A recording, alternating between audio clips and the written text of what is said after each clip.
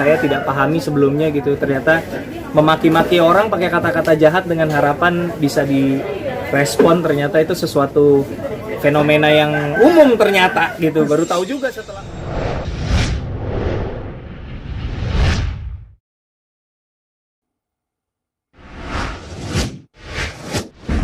Gimana kok tentang pembajakan? Iya, saya concern sama banyaknya aplikasi yang di dalam platformnya itu terang-terangan banyak banget konten bajakannya. Sebenarnya ada beberapa sih, kemarin kebetulan yang saya bahas memang specifically TikTok, tapi sebenarnya masih ada Telegram, masih ada beberapa aplikasi lain. Cuma memang khusus yang kemarin saya bahas soal TikTok karena saya merasa sering banget gitu yang ngetek-ngetekin di IG, di Twitter gitu, nontonin series ataupun film saya dipecah-pecah dari 1,5 jam itu, dari part 1, part 2, part 3 sampai part berapa puluh gitu, kayak buset gitu. Dan itu banyak sekali dan sampai saat ini yang saya rasakan belum ada niatan serius untuk menindak, itu aja sih. Tapi udah ada respon belum kok dari Belum ada pihak respon, sana? belum ada respon. Virus kan ini kan termasuk salah satu area yang menyuarakan keresahan-keresahan sosial ya kok ya, melewati itu melalui Instagram dan juga film. Itu bagaimana kok sampai bisa sebebas itulah? Saya merasa dari dulu, dari sebelum mungkin followersnya sekarang mungkin 2 juta gitu, Twitter 2 juta, Instagram, tapi sebenarnya bukan karena followersnya banyak, dari sejak followers sedikit juga emang udah bawel aja gitu. Kayaknya buat saya sosial media adalah tempat untuk berekspresi, salah satunya mengekspresikan keresahan saya, baik itu sosial, politik. Jadi Oke, lanjut. ya. Jadi saya merasa sayang gitu kalau saya punya platform tidak saya manfaatkan untuk menyuarakan hal-hal yang menurut saya benar. Menurut saya benar belum tentu benar ya. Menurut saya aja dulu gitu. Jadi kalau saya diem aja saya malah ngerasa nggak nyaman gitu. Jadi saya manfaatkan platform saya untuk menyuarakan hal yang menurut saya perlu untuk disuarakan. Menurut saya banyak orang yang tahu tapi diem aja, ya udah saya aja yang ngomong gitu. Kan banyak keresahan sosial yang suarakan juga ya, termasuk juga kemarin kasusnya KPI salah satu contohnya gitu ya kok. Seberani itu dan kayak gitu ada gangguan atau teror juga nggak sih kok? Tekanan-tekanan kok? Serangan balik gitu kan?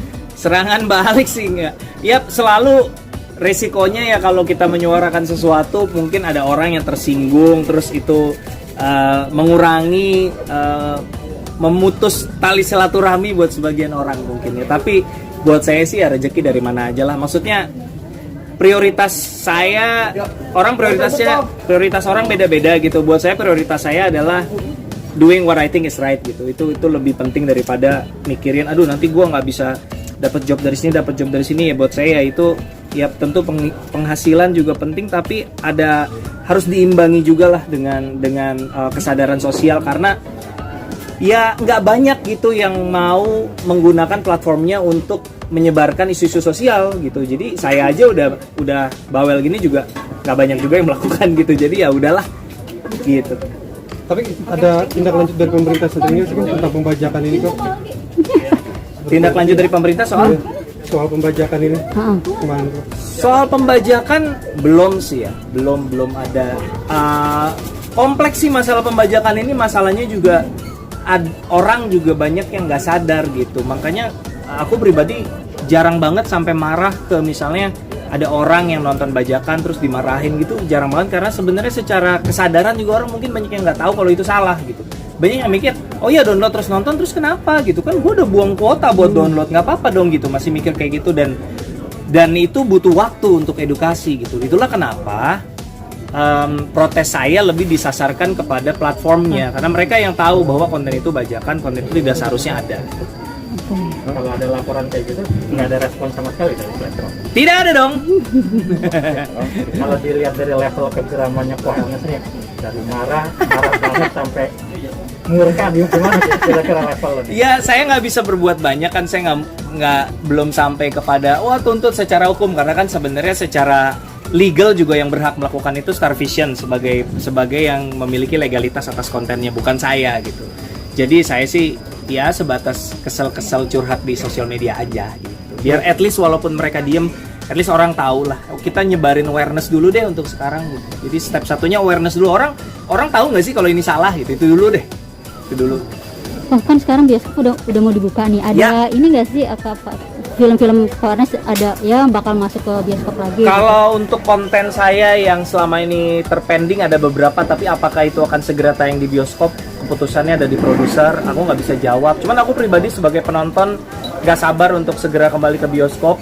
Sekarang masih nyangkut di produksi ini, jadi mungkin belum bisa ke bioskop lagi. Tapi lagi cari waktu sih, pengen segera balik ke bioskop. Karena buat saya selalu percaya bioskop lebih aman daripada restoran buat saya. Karena kenapa? Karena pertama kita tetap pakai masker, kita duduk juga berjarak dan menghadap ke arah yang sama, dan dibandingkan restoran yang indoor, kita punya sirkulasi udara yang lebih baik. Jadi buat saya kalau restoran buka, harusnya bioskop juga buka buat saya. Tapi mungkin itu bias karena saya ada di industri bioskop bukan di industri restoran. Tapi buat saya sih begitu. Jadi saya rasa saya pengen segera kembali ke bioskop.